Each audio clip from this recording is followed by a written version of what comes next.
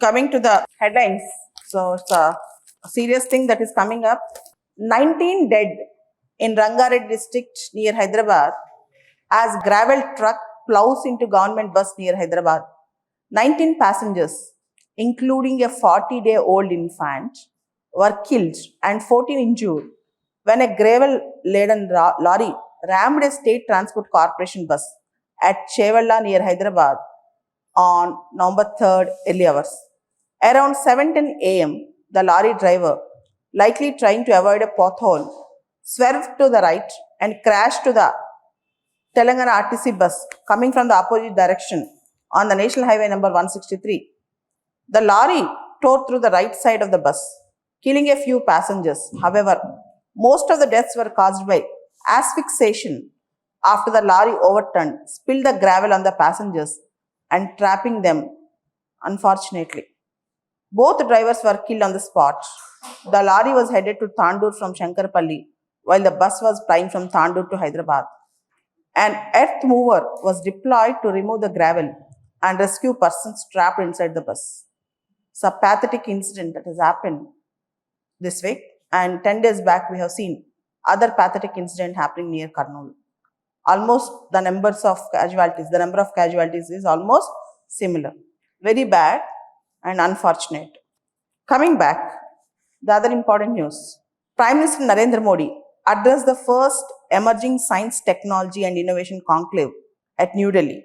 In his inaugural address, he said the scientists should generate ideas to move from food security to nutrition security, create biofortified crops to address malnutrition, develop low-cost fertilizers, better map genomic biodiversity for personalized medicine, and arrive at a new innovation in clean battery storage. So, shift focus to nutrition security. So, India is now good at food security. We have ensured food security. From food security, we have to transform to nutrition security. It's not just food security. From food security, we have to transform to nutrition security. This is the other important news. There is a election commission's new venture. I can say already it has done in Bihar. Today, that is November 4th, they are going to launch special enumeration, special intensive revision, SIR in 12 states and union territories. The special intensive exercise will cover almost 51 crores of voters in Tamil Nadu, West Bengal, Kerala, Uttar Pradesh, Madhya Pradesh, Rajasthan, Chhattisgarh, Goa, Gujarat, Puducherry, Andaman Nicobar Islands and Lakshadweep. Among these, Tamil Nadu, Kerala, West Bengal and Puducherry will go to the polls in 2026.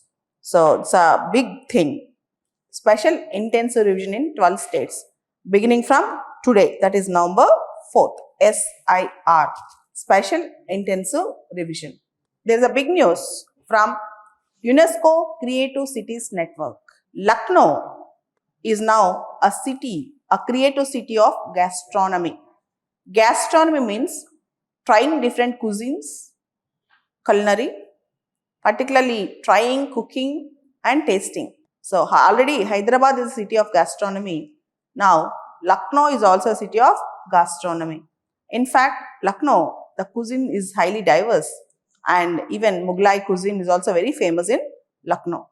And you should also know, UNESCO's Creative Cities Network is a very big network where they will designate cities based on their specialty. For example, music, films, arts and crafts, designs.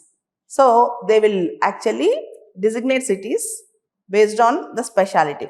It gives new tourism avenues, employment avenues to the cities. So, Lucknow is a city of gastronomy. Already, Hyderabad in India is also a city of gastronomy. Okay. And the next important news that is coming up, we have seen exceptional talent from our women's cricket players. First time India bagged Women's Cricket World Cup, and most importantly, entire India is looking at them with pride, and it's a new boost for Indian women who are designed to sit in homes and not to go for sporting activities outside, because sporting in India, people believe that it is meant only for males. Now, even cricket is meant for females. Indian cricket team, women cricket team have proved it in an extraordinary way. And I can tell you, yesterday they got a lot of bonanzas. BCCI have announced 51 crores for them. ICC have given 40 crores for our team.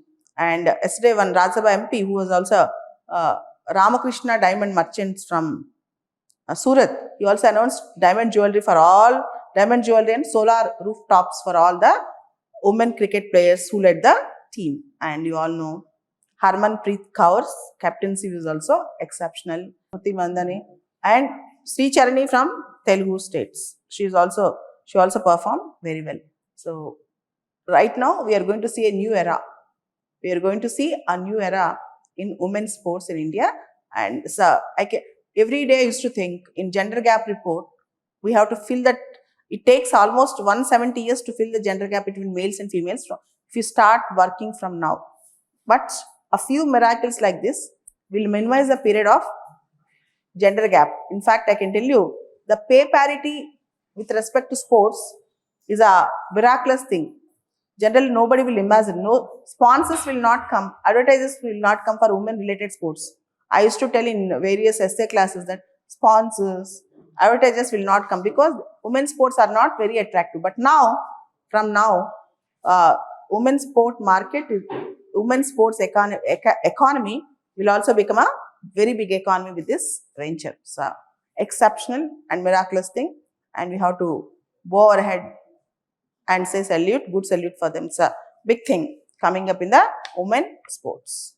And the next important news, Maldives becomes the first country to ban smoking for those who were born after 2007. Millions of deaths were occurring every year, according to the World Health Organization survey and other reports. The Maldives have banned young people born on and after 1st January 2007 from smoking tobacco, becoming the only country in the world to enforce a nationwide generational tobacco prohibition. This particular move initiated by Maldives President Mohamed Moizu, which came into effect on November 1st this year, will protect public health and promote tobacco-free generation. It will protect public health and promote tobacco-free generation. It's a big news that is coming up. And next important news, Gogabil Lake declared as Ramsar site. And it's the 6th Ramsar site from Bihar. The Union Environment Ministry announced that it has added one more Ramsar site from Bihar, 86.63 hectares Gogabil Lake in Katihar district.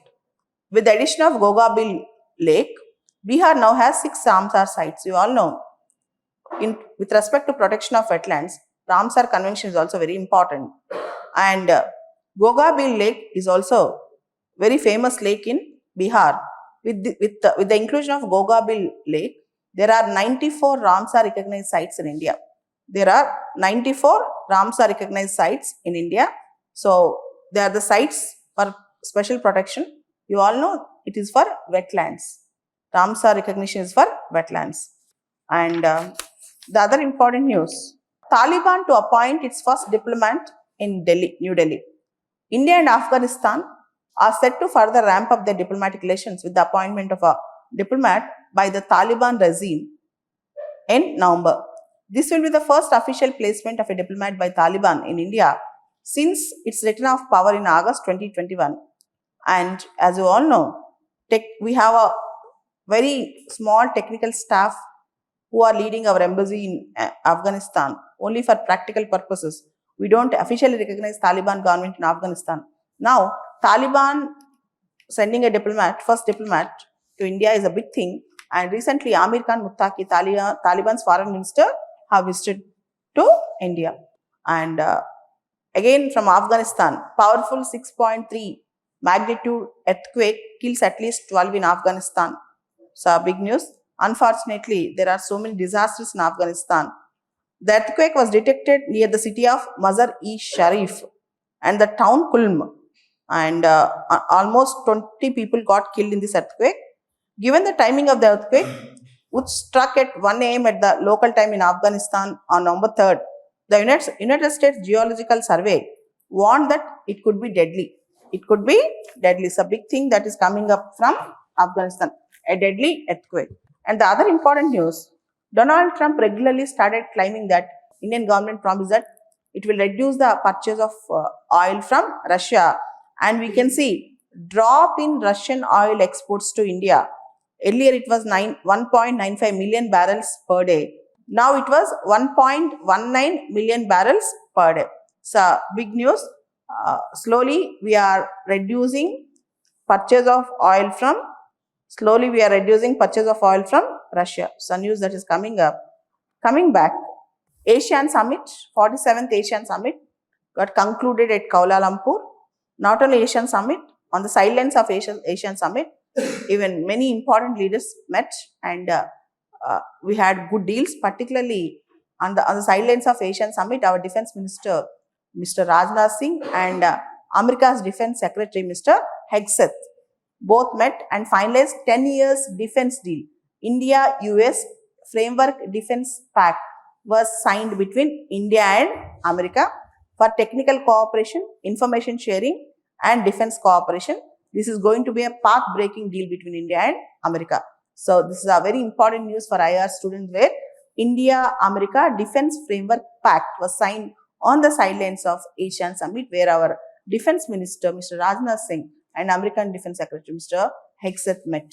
So news that is coming up. And next important news that came was during APEC Summit, Asia Pacific Economic Cooperation, Donald Trump visited South Korea, and Trump went to Gwangju to attend Asia Pacific Economic Cooperation Leaders Summit, and Donald Trump got a red carpet welcome in South Korea, and the warm welcome began before Donald Trump even landed, with US and South Korean warplanes escorting Air Force One, that is Donald Trump's American president's flight, with South Korean and American warplanes. And more importantly, if you see, South Korean President Lee Jae-myung awarded Mr. Donald Trump, the American president, the highest award in South Korea, that is Grand Order of Mugwangwa, named after South Korea's national flower, a pink hibiscus, also known as Rose of Sharon. It's a very big news for IR. So South Korea have given highest civilian award for Donald Trump, that is Grand Order of Mugwangwa. This is a big news we need to remember and understand. And coming back, South Korea president also gifted Mr. Trump a replica of golden crown. Golden crown. The original was once owned by rulers of ancient Silla kingdom, which ruled Korean peninsula. So Donald Trump also got a gift, that is a crown from South Korea. Not only highest civilian award from South Korea, but also a crown from South Korea.